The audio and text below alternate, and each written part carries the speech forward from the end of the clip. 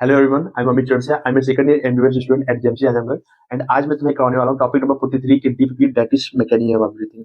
इस particular DPP में मैं इंक्लूड करने वाला हूँ एम्स के सारे पीवाईक्यू, नीट के सारे पीवाईक्यू, एनसीईआरटी के सारे एग्जाम्पलर्स के क्वेश्चंस मैं इसमें करवाने वाला हूँ। एंड कुछ एक्स्ट्रा क्वेश्चन प्रैक्टिस करेंगे related to SSL reasoning, statement वाले questions and match the column and multiple choice वाले जम्स भी हम लोग करने वाले हैं। ठीक है। और इस पर्टिकुलर वीडियो में टॉपिक नंबर 44 के भी कुछ क्वेश्चन इसमें इंक्लूडेड है, तो साथ साथ हम लोग उसको भी करते हुए चलेंगे। तो चलो इस वीडियो को स्टार्ट करते हैं। Mark the true statement among the following with reference to the normal breathing. ठीक है, आ जाओ। स्टेटमेंट जो भी ऑप्शन उसको पढ़ते हैं। इंस्पिरेशन जब पैसिव प्रोसेस, ना जी, इंस्पिरेशन पैसिव प्रोसेस नहीं होता, इंस्पिरेशन तुम्हारा एक्टिव प्रोसेस होता है। ठीक है, चाहे वो फोर्सफुल इंस्पायरेशन हो, चाहे वो नॉर्मल इंस्पायरेशन हो। इंस्पायरेशन हर एक केस में क्या होता है, तुम्हारा एक्टिव प्रोसेस होता है। तो ये तुम्हारा ऑप्शन गलत है। इंस्पायरेशन इज एक्टिव प्रोसेस, हाँ जी। Whereas expiration is passive process. ठीक है, जब हम नॉर्मल एक्सपायरेशन की बात करते हैं तो क्या होता है, पैसिव होता है। बट जब हम फोर्सफुल एक्सपायरेशन के बारे में बात करें तो क्या होता है, तुम्हारा एक्टिव होता है। ठीक है, ये आगे की भी ऑप्शंस पढ़ लेते हैं। Inspiration and expiration are active process, no, गलत। नॉर्मल एक्सपायरेशन हमेशा क्या होता है, पैसिव होता है। नॉर्मल इंस्पायरेशन क्या होता है, तुम्हारा एक्टिव होता है। Inspiration and expiration are passive process, no, गलत हो गया। यानी इसका जो करेक्ट ऑप्शन क्या होगा, option B is correct. I hope तुम समझ गए होगे। A person breathe in some volume of air by a forced inspiration after having a forced expiration, this quantity of air is taken in. मतलब कोई person है, अब उसने क्या कर दिया, फोर्स्ड एक्सपायरेशन किया है। फोर्स्ड एक्सपायरेशन करने के बाद वो जितना अमाउंट ऑफ एयर ले रहा है अपने अंदर, उसको हम लोग क्या बोलते हैं, that value is known as what, vital capacity. समझ गए आई थिंक। एंड चलो मैं तुमसे क्वेश्चन पूछता हूँ कि नॉर्मल वाइटल कैपेसिटी की जो नॉर्मल वैल्यू होती है वो कितनी होती है, बताना। कमेंट में तुम इसका आंसर जरूर लिखना। ठीक है, next question. Mark the correct pair of muscles involve in the normal breathing in humans. ठीक है, नॉर्मल ब्रीथिंग में ह्यूमंस में कौन कौन सी मसल्स इन्वॉल्व होती हैं। तो नॉर्मल ब्रीथिंग में क्या होते हैं, external and internal intercostal muscle, no. तो जो इंटरनल इंटरकोस्टल मसल्स होता है ना, वो नॉर्मल इंस्पायरेशन या फिर नॉर्मल एक्सपायरेशन में इन्वॉल्व नहीं होता। वो सिर्फ जब तुम्हारा फोर्सफुल एक्सपायरेशन होता है तो उसमें इन्वॉल्व होता है। ठीक है, यानी कि ये तुम्हारा ऑप्शन क्या है, गलत है। डायफ्राम एंड एब्डोमिनल मसल्स, ठीक है, हाँ। एब्डोमिनल मसल्स का रोल होता है एक्सपायरेशन में, but not in normal expiration. It is involve in forceful expiration. तो ये भी ऑप्शन हमारा क्या है, गलत है। Diaphragm and external intercostal muscle, हाँ, diaphragm and external intercostal muscles का रोल होता है। Diaphragm and internal intercostal muscles, no, not internal intercostal muscle, it is external intercostal muscles. Okay, no, MCQ पे आ जाते हैं। Inspiration occur due to the muscular relaxation, no. जो inspiration होता है it is because of muscular contraction. ठीक है, यहाँ पे डायफ्राम एंड एक्सटेंडेड क्वेश्चन में बेसिकली क्या होता है, कॉन्ट्रैक्ट करते हैं, ना कि रिलैक्स करते हैं। रिलैक्सेशन किसमें होता है, नॉर्मल एक्सपायरेशन में होता है। ठीक है, यानी कि जो हमारा असर्शन है क्या हमारा रॉन्ग है। ठीक है, नाउ नेक्स्ट क्वेश्चन हम लोग नेक्स्ट रिवीजन पढ़ते हैं। During the inspiration the diaphragm and external intercostal muscles contact simultaneously. ठीक है, हमको तो पता है कि जो नॉर्मल इंस्पायरेशन होता है उसमें डायफ्राम कॉन्टैक्ट करता है and external intercostal muscles contact करते हैं, तब जाकर जो हमारा थोरेसिक वॉल्यूम होता है वो इंक्रीज होता है एंड इंटरपुलमोनरी प्रेशर क्या होता है, डिक्रीज होता है एंड फाइनली एयर बाहर से अंदर की तरफ आती है। ठीक है, ये तो हमें हमें पता है। तो क्या डायफ्राम पहले कॉन्टैक्ट करता है then external intercostal muscle contact करता है, कि पहले एक्सटर्नल इंटरकोस्टल मसल कॉन्टैक्ट करता है देन डायफ्राम कॉन्टैक्ट करता है। तो एक चीज तुम अपने दिमाग में रख लो, diaphragm and external intercostal muscle दोनों एक साथ कॉन्टैक्ट करते हैं। ठीक है, और कोई आगे कोई पीछे नहीं करता। तो हमारा जो रीजन है वो क्या है, करेक्ट है। तो इसका इसका सही ऑप्शन क्या हो जाएगा, ये बोथ एसेंशियल रीजन है correct, no, this is wrong. Both essential reason है करेक्ट, ये भी गलत है। If essential is correct but reason is correct, no, both essential and reason are incorrect. ऐसे समझो कि ये देखो, ये जो यहाँ पे ऑप्शन जो दे रखा है गलत है, बट ये समझो कि ये जो मैंने बताया कि एसेंशियल यहाँ पे रॉन्ग है एंड जो रीजन है वो तुम्हारा करेक्ट है। ओके, नाउ नेक्स्ट क्वेश्चन पे आ जाते हैं। ये तुम्हारा नीट के पीवाईक्यू अभी स्टार्ट होने जा रहे हैं। ठीक है, तो आज हम नीट के पीवाईक्यू करते हैं। Select the correct event that occur during the inspiration. ठीक है, हमको यहाँ पे करेक्ट इवेंट बताना है, ना कि इनकरेक्ट इवेंट बताना है। ठीक है, तो जब भी एक चीज तुम अपने ध्यान में रखो, जब भी तुम कोई भी क्वेश्चन सॉल्व करते हो, चाहे फिजिक्स केमिस्ट्री बायोलॉजी कोई भी क्वेश्चन तुम सॉल्व कर रहे हो, तो जो भी क्वेश्चन में पूछ रहा है ना उसको एक बार सर्किल कर लो या फिर अंडरलाइन जरूर कर लो। इससे क्या होता है ना, सिली मिस्टेक्स होने के चांसेस काफी कम हो जाते हैं। कभी कभी क्वेश्चंस में क्या होता है, लिखा रहता है करेक्ट, हम लोग पढ़ लेते हैं इनकरेक्ट, कभी लिखा रहता है इनकरेक्ट, हम लोग करेक्ट पढ़ लेते हैं। तो ये सब चीजें थोड़ा सा अंडरलाइन करोगे, उसको सर्किल कर लोगे, तो सिली मिस्टेक्स होने के चांसेस कम हो जाते हैं। आ जाओ क्वेश्चन पे आ जाते हैं। कॉन्ट्रैक्शन ऑफ डायफ्राम, हाँ जी, कॉन्ट्रैक्शन ऑफ डायफ्राम तो होता है इंस्पायरेशन में। Contraction of external intercostal muscle, हाँ जी, होता है। पुल्मोनरी वैल्यूम डिक्रीजेस, पुल्मोनरी वैल्यूम डिक्रीज होता है कि पुल्मोनरी वैल्यूम इंक्रीज होता है, तो पुल्मोनरी वॉल्यूम क्या होता है, इंक्रीज होता है, यानी कि जो तीसरा गलत है। Intra pulmonary pressure increases, no, intra pulmonary pressure decrease होता है, तभी तो एयर बाहर से अंदर की तरफ आएगा, इंस्पायरेशन तो गलत हो गया। तो हमारा क्या हो गया, ऑप्शन 1 एंड 2 इज करेक्ट, ठीक है। नाउ नेक्स्ट क्वेश्चन पे आते हैं, सिलेक्ट द करेक्ट स्टेटमेंट, ठीक है। 40 स्टेटमेंट दिए हुए हैं, हमको यहाँ पे फाइंड आउट करना है कि कौन सा स्टेटमेंट सही है। तो आज एक एक करके स्टेटमेंट पढ़ते हैं। Expiration occur due to the external intercostal muscles, expiration external intercostal muscles की वजह से होता है, नो। यहाँ पे आगे लिखना चाहिए था क्या रिलैक्सेशन हो रहा है कि क्या हो रहा है, कंट्रैक्शन हो रहा है, रिलैक्सेशन हो रहा है, यानी कि मुझे लगता है कि ये ऑप्शन गलत है। आगे आ जाते हैं। Intrapulmonary pressure is lower than the atmospheric pressure during the inspiration, हाँ जी, इंट्रापुलमोनरी प्रेशर अंदर कम होगा and as compare to atmospheric, तभी जाके प्रेशर ग्रेडियंट क्रिएट होता है, देन फाइनली एयर बाहर से अंदर की तरफ मूव करता है। तो ये ऑप्शन मुझे सही लग रहा है, लेकिन बाकी के भी ऑप्शंस पढ़ लेते हैं। Inspiration occur when atmospheric pressure is less than the intrapulmonary pressure, ये तुम्हारा जो होता है ये तुम्हारा एक्सपायरेशन के केसेस में होता है, ना कि इंस्पायरेशन के केसेस में होता है। तो ये ऑप्शन तुम्हारा क्या है, रॉन्ग है। Expiration is initiated due to the contraction of diaphragm, expiration क्या डायफ्राम के कॉन्ट्रैक्शन से इनिशिएट होता है, नो। यहाँ पे क्या होना चाहिए था, रिलैक्सेशन होना चाहिए था। तो यहाँ पे जो तुम्हारा करेक्ट ऑप्शन होता है that is option number 2 is correct. Next question पे आते हैं। Lungs are made up of air-filled sac, the alveoli.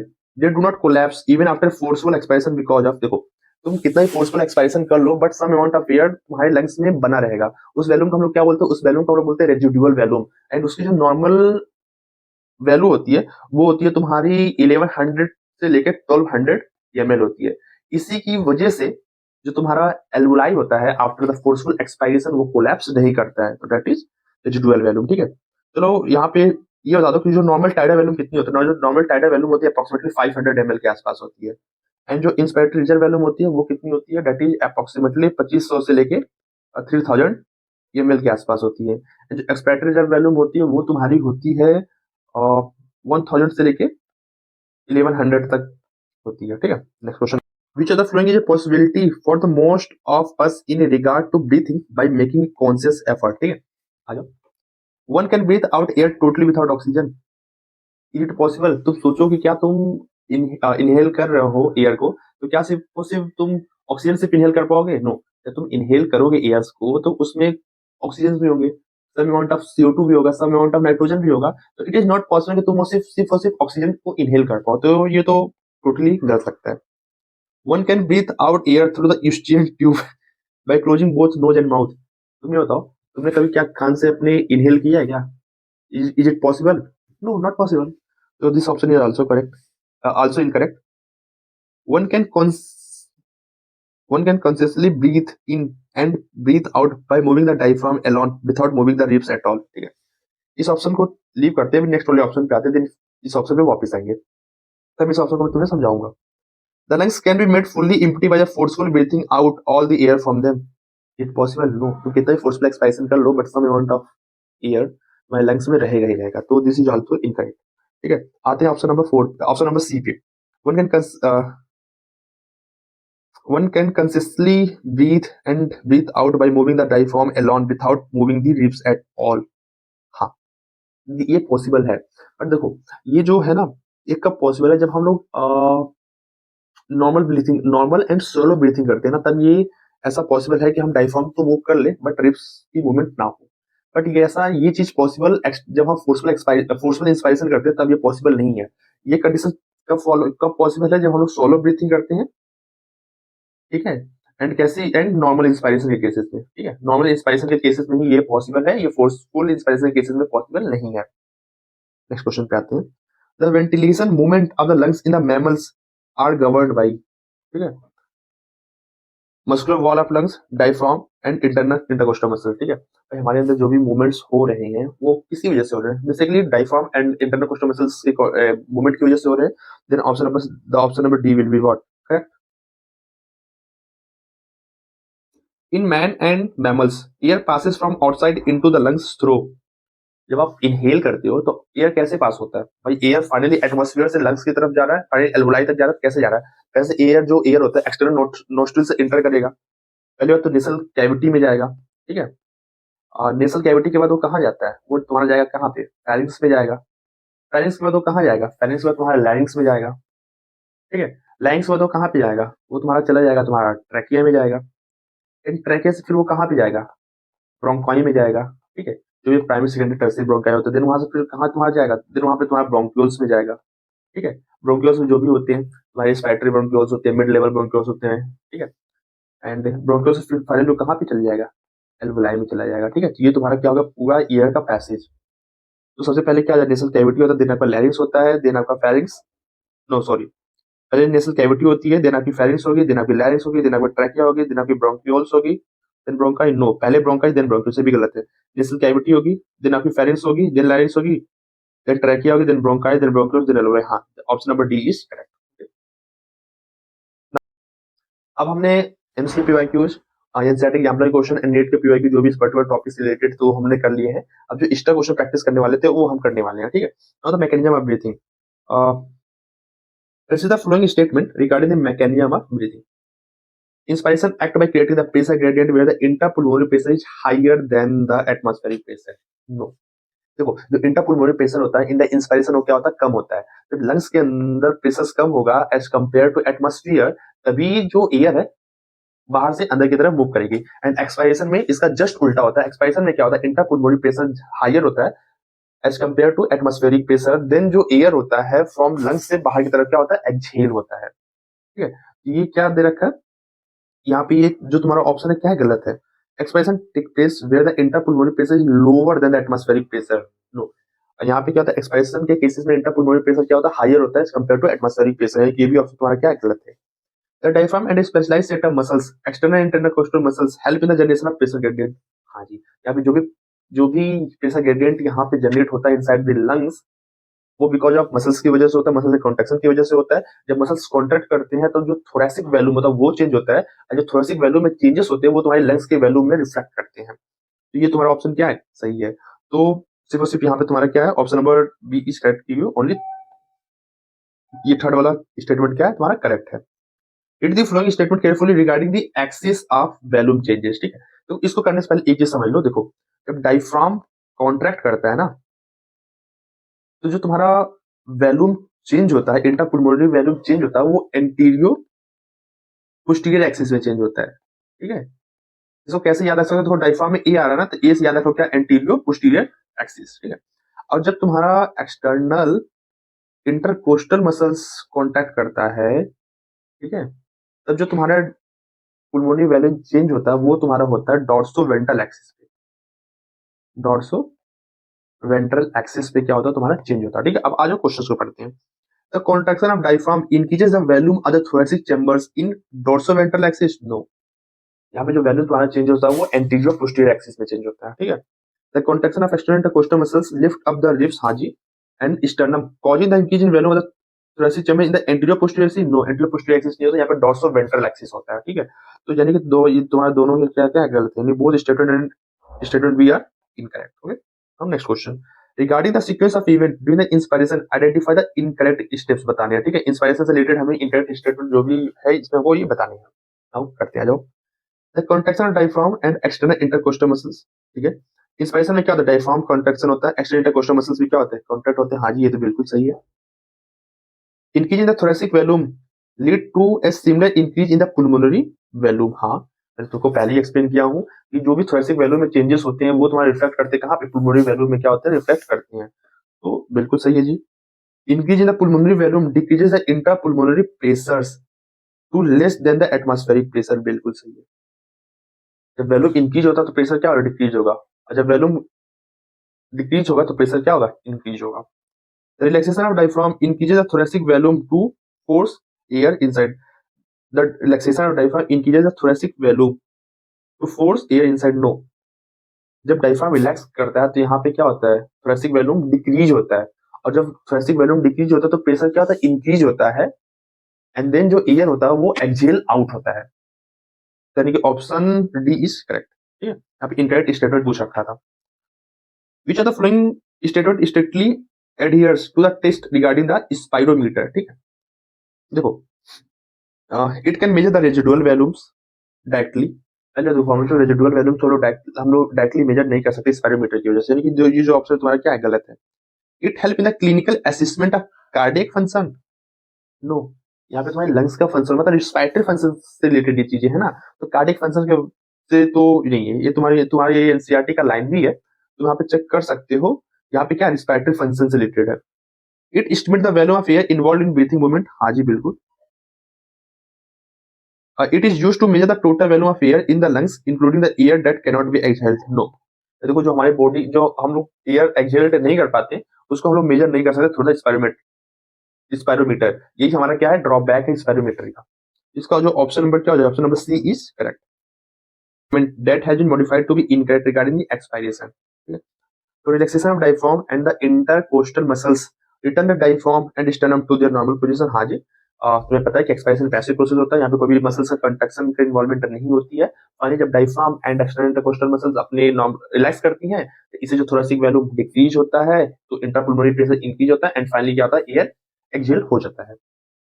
Relaxation reduces the thoracic volume and thereby the pulmonary value, हाँ बिल्कुल सही है, ठीक है। तो जो थोरेसिक वैल्यूम में जो चेंजेस होते हैं वही तुम्हारे पुल्मोनरी वैल्यूम में रिफ्लेक्ट करते हैं। And increase in the intrapulmonary pressure to slightly below the atmospheric pressure causes the expulsion of air from the lungs. चलो इस ऑप्शंस को छोड़ते हैं, भी इस वाले ऑप्शन पे आते हैं, देन आप ऑप्शन में वापस आएंगे। Healthy human breathe 12 to 16 times per minute on average, हाँ जी बिल्कुल सही है, तुम्हारी एनसीईआरटी की एग्जैक्ट लाइन है ये। And increase in the intrapulmonary pressure to slightly below the atmospheric pressure, no. थोड़ा सा भाई जब एटमॉस्फेरिक प्रेशर से थोड़ा सा हाई होगा तभी ना एयर बाहर की तरफ मूव करेगा, तो यहाँ पे क्या होना चाहिए था, यहाँ पे एबॉव होना चाहिए था, तभी ऑप्शन क्या होता तुम्हारा करेक्ट हो जाता। यानी कि जो तो ऑप्शन क्या है इनकरेक्ट है, यानी कि इसका fifth option number C is correct. Regarding the respiratory value identify the correct statement. Okay आ जाओ, इसमें मैं करेक्ट स्टेटमेंट फाइंड आउट करनी है।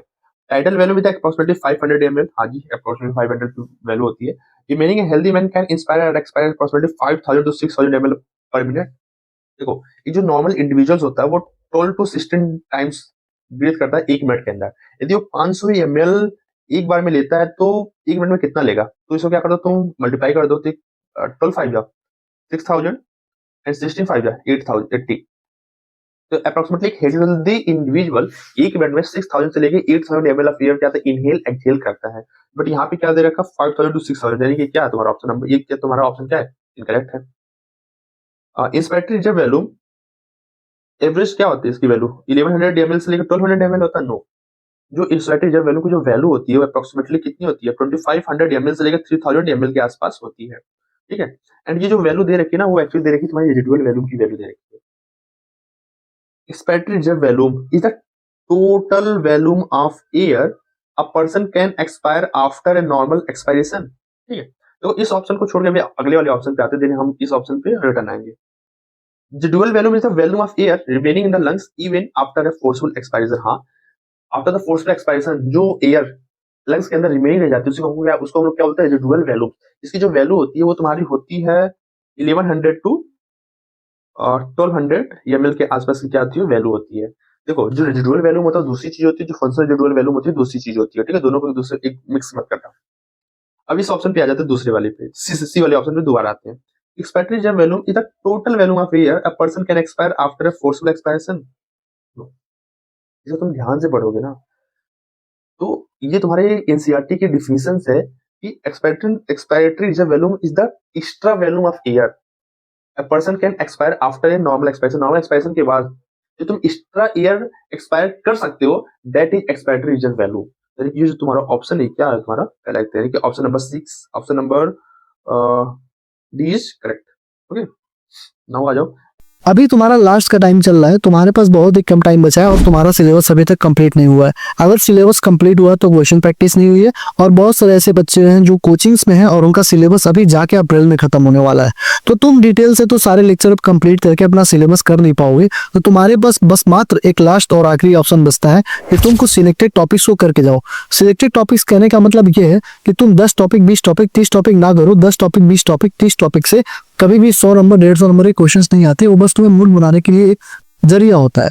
अगर मैं तुमसे बोलूं कि अगर तुम 80 इंपॉर्टेंट टॉपिक फिजिक्स में और 80 इंपॉर्टेंट टॉपिक केमिस्ट्री में और 90 से 95 इंपॉर्टेंट टॉपिक अगर तुम बायो में करके जाओगे तो तुम्हारे 80 to 90% मार्क्स कवर हो जाएंगे। मतलब फिजिक्स में अगर तुमने 80 इंपॉर्टेंट टॉपिक किया तो तुम्हारे अराउंड 120 के ऊपर ही नंबर आएंगे और पेपर चाहे कैसा भी हो आने ही आना है, क्योंकि नीट 2023 में 152 नंबर के क्वेश्चंस आए थे, नीट 2024 में 188 आउट ऑफ 200 आए थे, और नीट 2025 में 136 नंबर के क्वेश्चंस तुम्हारे 18 इंपॉर्टेंट टॉपिक से आए हुए हैं फिजिक्स में।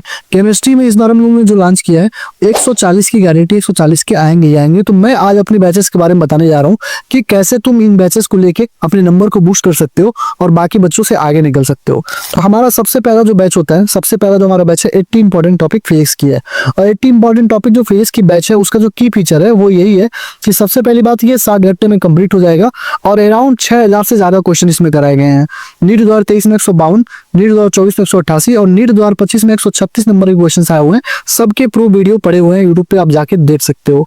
और नीट 2025 में अगर मैंने बस फार्मूले ले लिए होते कि एक फार्मूले से ये क्वेश्चन बन रहा था तो अराउंड 156 नंबर के क्वेश्चन आए हुए हैं। ठीक, आपको प्रूफ वाली वीडियो देखनी है तो अब ये वीडियो देखो जाके यूट्यूब पे। 188 मार्क का मैंने प्रूफ दे रखा है। आई क्विट जो मैंने वीडियो डाली है वो जो है नीट 2025 के फिजिक्स का प्रूफ है। ठीक, और एमआर सर ने जो 80 इंपॉर्टेंट टॉपिक डाली थी उससे बड़ा प्रूफ क्या लोगे। एमआर सर ने जो 80 इंपॉर्टेंट टॉपिक लिस्ट पिछले साल डाली थी वही सारे टॉपिक हम लोग नीट 2023, 24, 25 में करते हुए आ रहे हैं। ठीक है, एमआर सर की जो टॉपिक की लिस्ट है मैं तुम्हें अभी टेलीग्राम चैनल पे डाल दूंगा, टेलीग्राम का लिंक डिस्क्रिप्शन में ज्वाइन कर लेना। ठीक है, ये 80 इंपॉर्टेंट टॉपिक का जो प्लेलिस्ट हमारे चैनल पे, यहाँ पे 10 वीडियोस फ्री ऑफ कॉस्ट रखी गई हैं, जाके आप डेमो ले सकते हो। ठीक है, इसमें आपको नोट्स, डेली में नोट्स मिलेंगे, ब्लैंक पीडीएफ मिलेगा, सॉल्यूशन वाली पीडीएफ मिलेगी, रिवीजन क्वेश्चन प्रैक्टिस भी लास्ट में कराई गई है, मतलब 2000 से ज्यादा क्वेश्चन कराएंगे, मतलब टोटल 6000 ग्राउंड क्वेश्चन कराए गए हैं। और डेली डीपीपी भी होगी जिसमें 15+ क्वेश्चन होंगे विद वीडियो सॉल्यूशन के साथ। आपको ये चीज करके जानी है। ठीक, इसकी प्राइस कितनी थी? 500 रुपए प्राइस है नए बच्चों के लिए, पुराने बच्चों के लिए 300 रुपीज प्राइस है। लेना कैसे? 7307528981 पे आपको व्हाट्सएप करना है, मैसेज करना है भैया बैच चाहिए, क्यूआर जाएगा, क्यूआर पे पे करके स्क्रीनशॉट देंगे तो आपको ऐड कर दिया जाएगा। ठीक, दूसरा हमारा 80 इंपॉर्टेंट टॉपिक केमिस्ट्री का बैच है जो हमने इस साल लॉन्च करी है। इसमें जो है हम क्या करेंगे, सीक्वेंस क्या होगा, गारंटीड 140 नंबर के क्वेश्चन यहाँ से आएंगे, नोट्स मिलेंगे, टिप्स ट्रिक्स और एक्सेप्शन सारे करा दिए जाएंगे।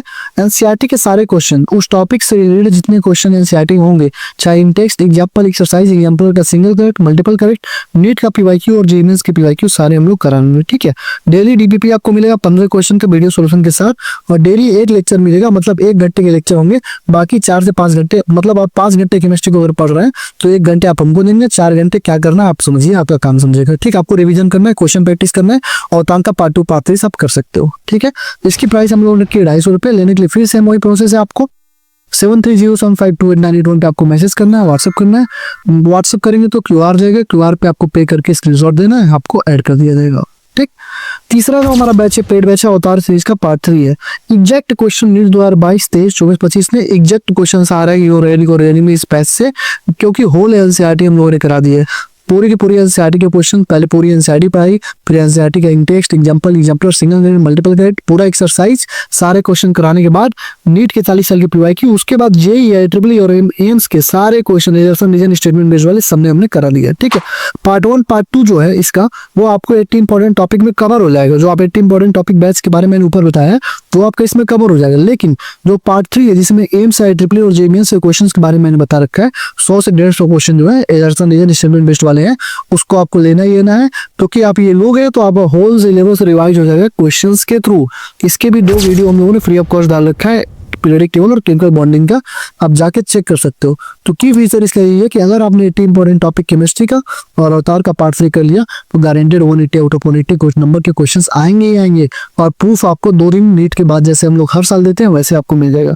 ये देखिए, इसमें black PDF, annotation PDF, NCERT line by line mark PDF with year wise marking, किस साल में किस लाइन से कौन सा क्वेश्चन है वो भी मिलेगा आपको। ठीक है, और साथ में आप क्वेश्चन देखिए, किसी भी क्वेश्चन के साथ पूरा रिवीजन करा दिया, किसी भी क्वेश्चन के साथ पूरा वो टॉपिक ही रिवाइज करा दिया गया, किसी भी क्वेश्चन के साथ पूरा टॉपिक ही रिवाइज करा दिया गया है।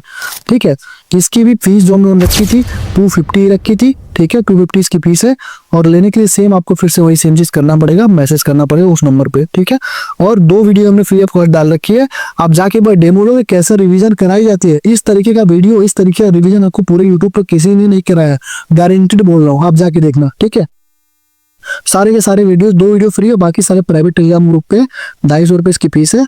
और 80 इंपॉर्टेंट टॉपिक केमिस्ट्री की और अवतार का पार्ट 3 अगर आप दोनों साथ में लेते हो तो 450 में आपको ये मिल जाएगा।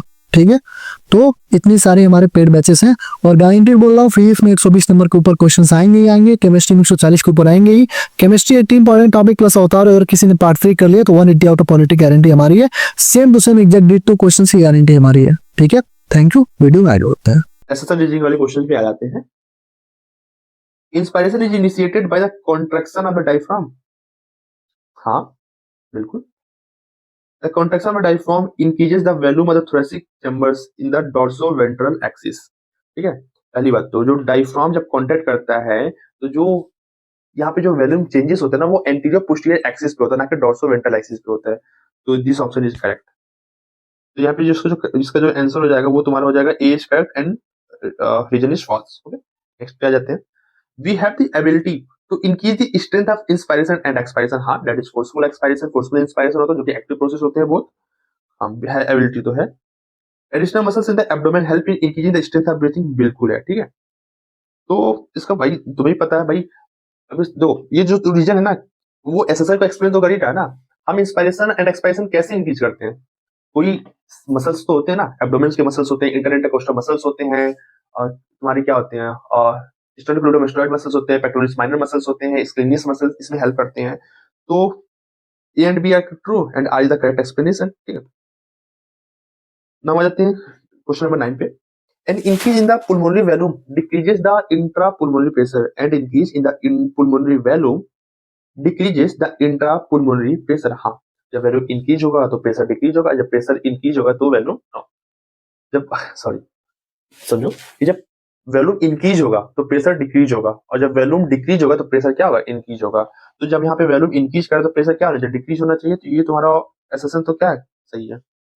During inspiration air moves into lungs because the pressure with in the lungs is less than the atmospheric pressure. हाँ, जब प्रेशर ग्रेडियंट होगा तभी तो एयर अंदर की तरफ क्या होता है, मूव करता है। तो ये यहाँ पे क्या होगा, देखो यहाँ पे जो रीजन है ना वो एसेसन को एक्सप्लेन नहीं कर रहा है। यहाँ पे बेसिकली रीजन में क्या होना चाहिए था, रीजन में होना चाहिए कि जो डायफ्राम मसल्स, डायफ्राम या फिर एक्सटर्नल इंटरकोस्टल मसल्स की मूवमेंट के बारे में बताता, तब वो जो रीजन होता ना वो पर्टिकुलरली एसेसन को एक्सप्लेन करता। तो इसका जो करेक्ट आंसर होगा according to me that is B. यहाँ पे जो रीजन है वो एसेसन को एक्सप्लेन नहीं कर पा रहा है। ओके, आ जाते हैं क्वेश्चन नंबर 10 पे। The functional residual value include expiratory reserve value and residual value. ठीक है, हाँ, फंक्शनल रेजिडुअल वैल्यू होता क्या है, it is the amount of air that remains in the lungs after the normal expiration. And इसकी जो value होती है वो तुम्हारी होती है तो जो फंक्शनल रेजिडुअल वैल्यूम होता है, रेजिडुअल कैपेसिटी होती है वो तुम्हारी क्या होती है, एक्सपायटरी रिजर्व वैल्यूम होती है प्लस क्या होती है, रेजिडुअल वैल्यूम होती है। इसकी जो वैल्यू होती है तुम्हारी हो जाती है तुम्हारी 1000 से लेके 1100 ml के आसपास। एंड इसकी जो वैल्यू होती है तुम्हारी होती है 1100 से लेके 1200 ml के आसपास। ठीक है, तो इसकी जो नॉर्मल वैल्यू हो जाती है, फंक्शनल रेजिडुअल वैल्यू की जो नॉर्मल वैल्यू होती है वो तुम्हारी होती है 2100 से लेके 2300 ml के आसपास होती है। ठीक है, आगे आ जाते हैं। तो ये जो तुम्हारा क्या, ये तुम्हारा सही है। ये fastly represent the value of air that will remain in the lungs after a forced expiration. No, after force expiration जो लंग्स के अंदर एयर आता है वो होता है रेजिडुअल वैल्यूम। तो option A is correct, assertion is correct but reason is false. Vital capacity is the maximum value of air a person can breathe in after a forceful expiration। हाँ, ठीक है, जो वाइटल मतलब what is vital capacity, अगर forceful expiration जितना amount of air तुम inhale कर सकते हो दैट इज वाइटल कैपेसिटी। या फिर इसको तुम दूसरे टर्म में इसको डिफाइन कर सकते हो कि after the forceful expiration, after the forceful inspiration the maximum amount of air that can you exhale, उसको हम लोग क्या बोलते हैं, वाइटल कैपेसिटी बोलते हैं। जो वाइटल कैपेसिटी होती है वो किससे किससे मिलके बनती है, दैट इज एक्सपायटरी रिजर्व वैल्यूम से मिलके बनती है, टाइडल वैल्यूम से मिलके बनती है, देन आपकी बेसिकली इंस्पायटरी रिजर्व वैल्यूम से मिलके बनती है। ठीक है, आपकी vital capacity include expiratory reserve volume, TV and expiratory reserve volume. हाँ बिल्कुल सही है। तो ये क्या इसको एक्सप्लेन कर रहा है, हाँ बिल्कुल कर रहा है। ठीक है, तो both accessory reason are true and reason is the correct explanation. अब आ जाओ मैच दी कॉलम वाले क्वेश्चंस करते हैं। ठीक है, match the respiratory capacity with their correct definitions. यहाँ पे कॉलम नंबर 1 दे रखा है, कॉलम 2 दे रखा है, कॉलम 1 को कॉलम 2 से मैच करना है। ठीक है, तो सबसे पहले हम कॉलम नंबर 2 को पढ़ लेते हैं, देन हम कॉलम नंबर 1 से उसको मैच कर लेंगे। Total value of air a person can expire after normal inspiration के बाद जो टोटल वैल्यूम ऑफ एयर जो तुम एक्सपायर करते हो उसको हम लोग क्या बोलते हैं, उसको हम लोग बोलते हैं एक्सपायरेटरी कैपेसिटी या फिर एक्सपायरेटरी रिजर्व कैपेसिटी बोल सकते हो, ठीक है। The total volume of lungs accommodate in the lungs at the end of forceful inspiration के बाद जो टोटल अमाउंट ऑफ लंग्स जितना तुम्हारे लंग्स के अंदर आ सकता है उसको हम लोग क्या बोलते हैं, that is total lungs capacity बोलते हैं। इसकी जो नॉर्मल वैल्यू होती है वो अप्रोक्सीमेटली 6 लीटर के आसपास होती है, ठीक है। The total value of air a person can inspire after normal expiration, normal expiration के बाद जो टोटल वैल्यू ऑफ एयर एक पर्सन इंस्पायर कर सकता है उसको हम लोग क्या बोलते हैं, दैट इज इंस्पायरेटरी कैपेसिटी बोलते हैं, फिर इंस्पायरेटरी कैपेसिटी उसको तुम बोल सकते हो। A volume of air that will remain in the lungs after normal expiration, normal expiration में जो एयर तुम्हारे लंग्स में बचा रहता है उसको हम लोग बोलते हैं फंक्शनल रेजिडुअल कैपेसिटी बोलते हैं, रेजिडुअल वैल्यूम बोलते हैं।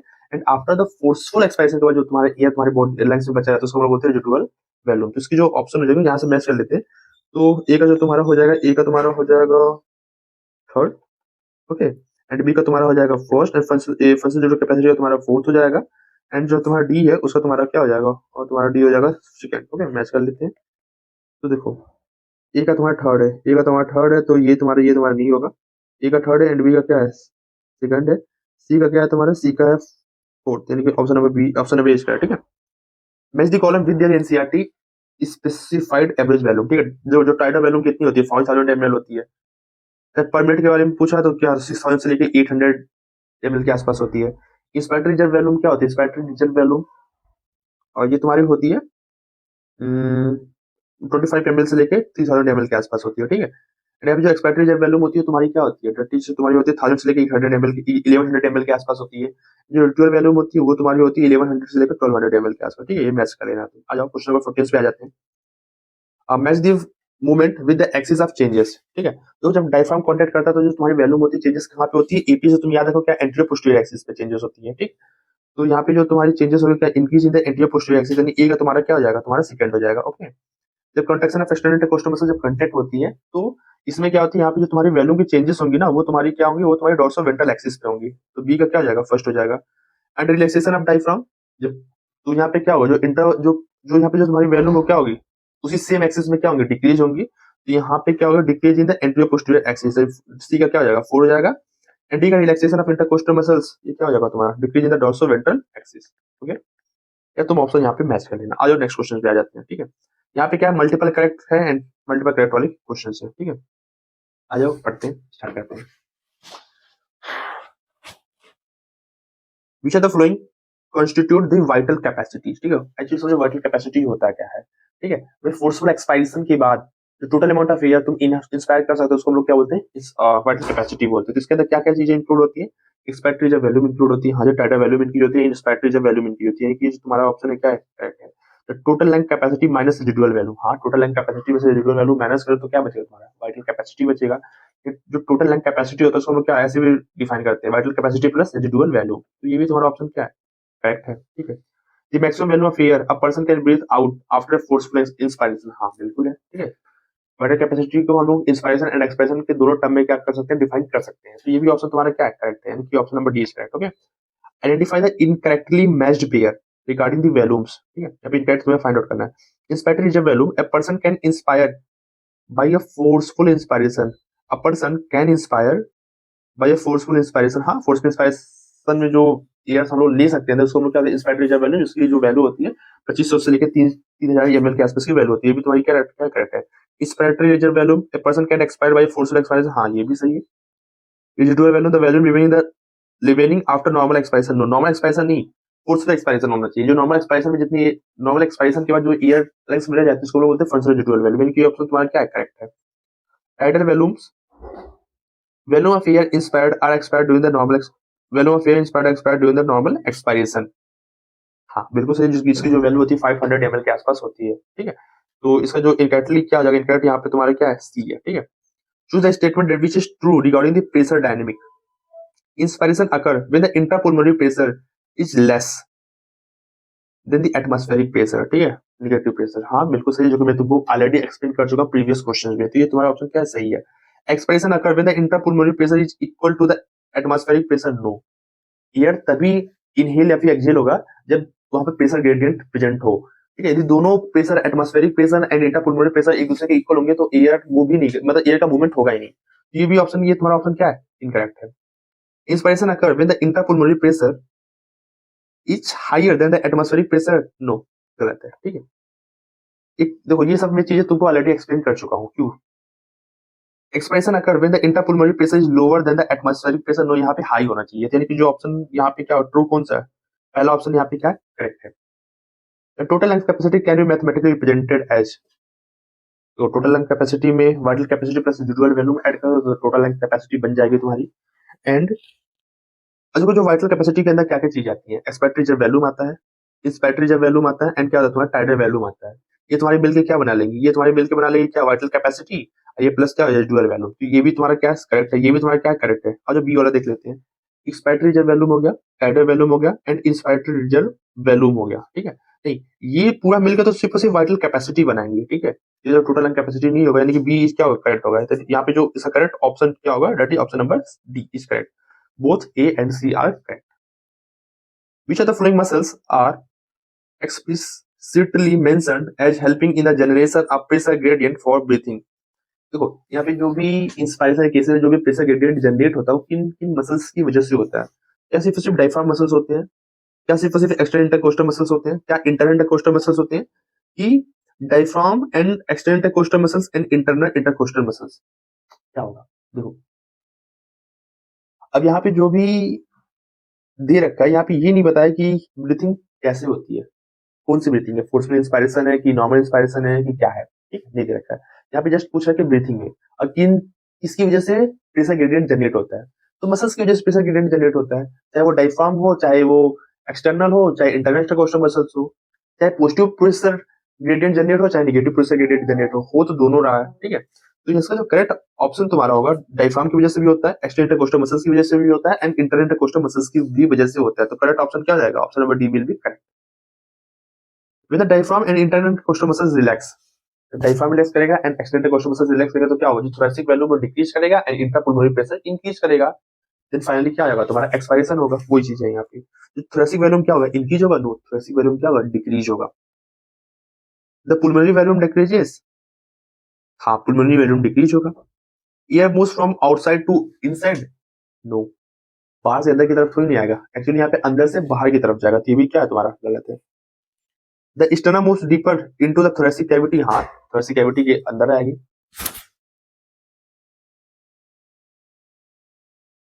No no, the sternum moves deeper into the thoracic cavity, no, deeper नहीं जाएगी, वो अपनी पोजीशन पे वापस आएगी, नॉट कि डीपर जाएगी, तो ये भी तुम्हारा ऑप्शन क्या हो जाएगा, गलत हो जाएगा। तो करेक्ट ऑप्शन क्या हो जाएगा तुम्हारा, option number B will be correct, okay. Next में functional residual capacity is the distinct from the residual capacity residual volume, because मैं तुमको बता दी थी, देखो फंक्शनल रेजिडुअल वैल्यूम क्या होता है, नॉर्मल एक्सपायरेशन के बाद जो एयर लंग्स में बच जाता है that is functional residual volume, and forceful expiration के बाद जो लंग्स में बच जाता है दैट इज रेजिडुअल वैल्यूम, ठीक है। तो वही चीजें यहाँ पे दे रखी है, functional residual volume include the volume of air after the forceful expiration, forceful expiration के बाद जो एयर फंक्शनल रह जाती है लंग्स के अंदर उसको हम लोग बोलते हैं functional residual volume, no this is wrong, यानी कि ऑप्शन तुम्हारा क्या है, incorrect. Functional residual volume include the volume of air after a normal expiration, while RV is the volume of air remaining in the lungs after forced expirations. हाँ बिल्कुल सही है, ठीक है। ये FRC smaller in the volume than RV, no भाई, functional residual volume में extra जो एक्सपेक्टेड रिजर्व वैल्यूम वो ऐड हो रहा है ना, तो ये फारसी तो हमेशा आरबी से ज्यादा ही होगा, तो ये भी तुम्हारा ऑप्शन क्या है, इनकरेक्ट है। ये FRC can be expired forcefully but RV can not be expired at all, ठीक है, हाँ बिल्कुल। आरबी को हम लोग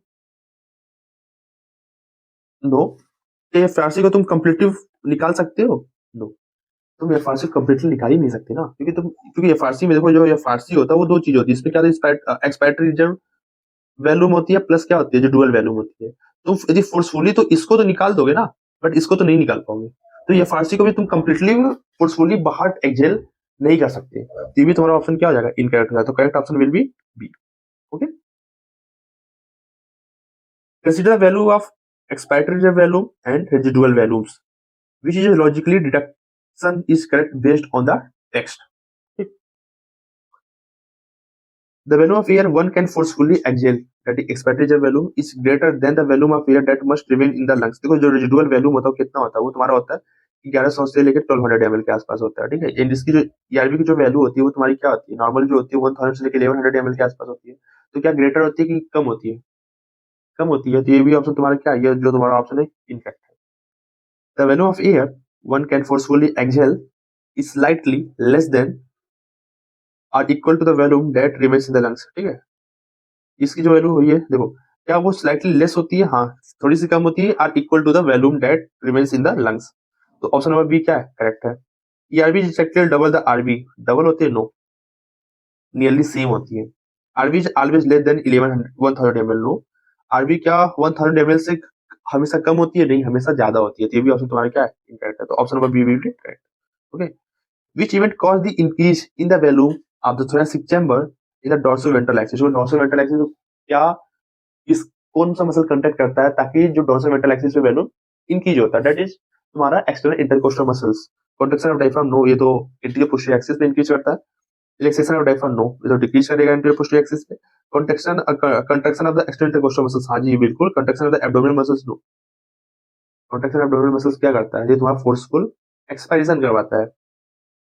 inspiratory capacity is defined at, ठीक है, what is inspiratory capacity? Normal expiration के बाद total amount of air person can inhale, उसको लोग क्या बोलते हैं? इंस्पायरेटरी कैपेसिटी बोलते हैं। ठीक है, तो यहाँ पे टाइडल वैल्यूम प्लस क्या हो जाएगा? Expiratory reserve volume. नो, यहाँ पे बेसिकली जो इंस्पायरेटरी कैपेसिटी होती है वो तुम्हारी होती है वाइटल कैपेसिटी।